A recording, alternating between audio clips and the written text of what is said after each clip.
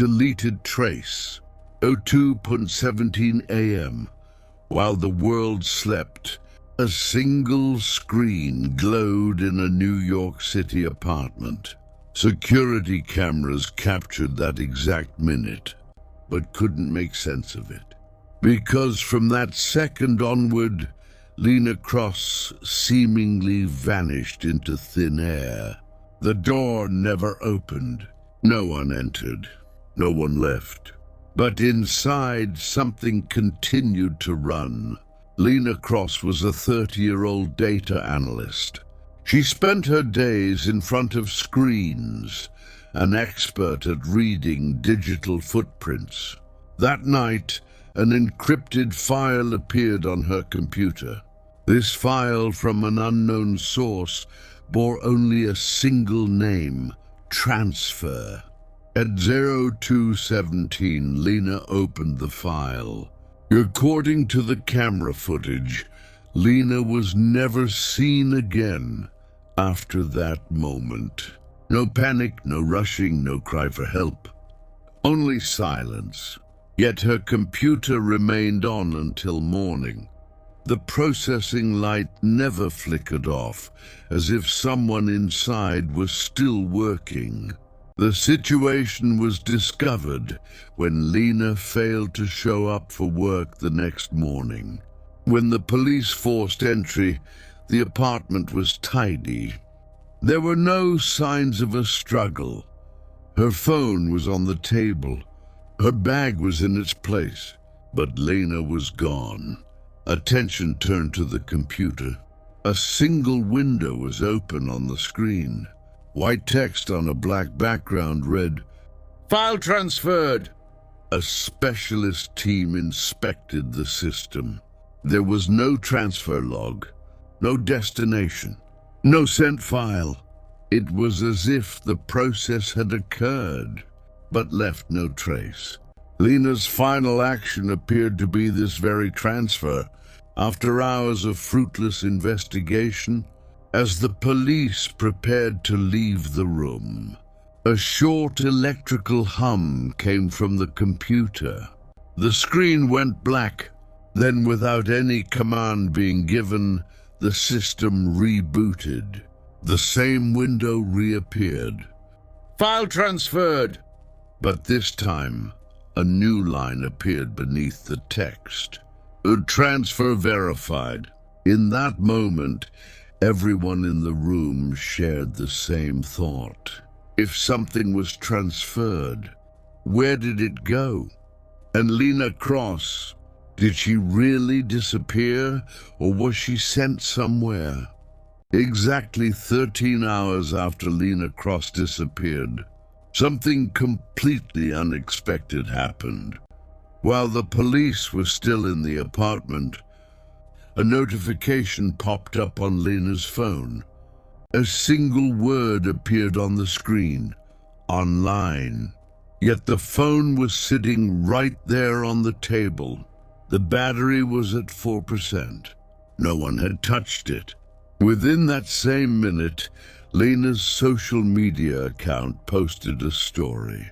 The footage lasted only 4 seconds. A dark screen, and the faint sound of typing in the background. The image was blurred, but the metadata was clear. The story had been posted from Lena's apartment. Time 12:50 p.m. The police officers were in shock. The apartment had been sealed. The case was handed over to the Digital Crimes Unit, Detective Aaron. Blake took over the investigation. When Aaron opened Lena's message history, a strange detail caught his eye.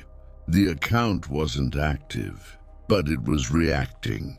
Old conversations had been read, and some messages had been saved as drafts. It was as if someone or something was learning how to act like Lena. Even stranger, while Lena's account responded to certain people, it ignored others entirely. Specifically, her closest friend, Maya Lewis, had been blocked. In her statement, Maya said, the day before she disappeared, she told me I've pushed things too far. In the evening, a message dropped onto Aaron's phone. The sender, Lena Cross. The message was short and clear. Stop looking for me. Aaron assumed it was an automated response, but the message had been typed, sent, and marked as read. There was no location data. The IP address was constantly shifting. New York, Boston, Toronto, all within the same minute. Towards midnight, Lena's account sent one more message, this time to Aaron's personal number. You saw the file. Aaron had no knowledge of such a file. When he opened his laptop, a new folder had appeared on his desktop. The folder had no name. Inside was a single text file. Date, the night Lena disappeared. Time, 02:17 a.m. The moment he opened the file, the screen froze. A single sentence appeared on the final line. If you are reading this, you are now part of the file too.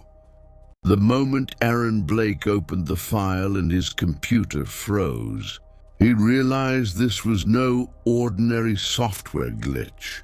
The screen was locked, yet the cursor was still moving. It was as if the system was functioning perfectly, it just wasn't letting him in. Then a new folder appeared on the desktop. No name, no icon, but it was there. When he opened the file, he saw a single video recording. Duration 02:17. Date, the night Lena disappeared. The recording began by showing Lena's study. The camera was fixed. Lena was staring at the screen. Her face was tense, but she didn't look afraid. She looked more like someone who had made a final decision. She typed a few commands on the keyboard. When Aaron turned up the volume, he heard Lena whispering, "Okay, initiate." A progress bar appeared on the screen. 9%, 22%, 70%. And at that exact moment, the image distorted. The pixels blurred as if they were swallowing Lena's silhouette. For a split second, Lena's image doubled, one version of her sitting in the chair, another appearing to stand. Then the recording cut out abruptly. Aaron held his breath. The video timer was still counting down. In the final 5 seconds, the screen went black and white. Text appeared. Mirror match complete. Right then, the security camera in Aaron's office triggered an alarm. Motion detected in the hallway. When he pulled up the feed, his heart raced. Someone was standing in the corridor. A female silhouette, a posture just like Lena's, but the face was indistinguishable. The figure remained motionless for a few seconds. Then the camera feed dissolved into static. The connection was lost. When Aaron threw open the door and stepped into the hallway, no one was there. But there was a faint scratch on the floor, as if something heavy had been dragged across it. The scratch led directly to his office and ended right next to his desk. When he looked back at the computer screen, the folder was still open, but the video was gone. In its place was a single text file. Aaron opened it. A single sentence was written. "The crossing has begun." At that moment, the office lights flickered briefly, and Aaron saw his own reflection in the monitor. But the reflection wasn't moving at the same time as him. 10:33 p.m., exactly 3 days after Lena Cross's disappearance, her account goes live.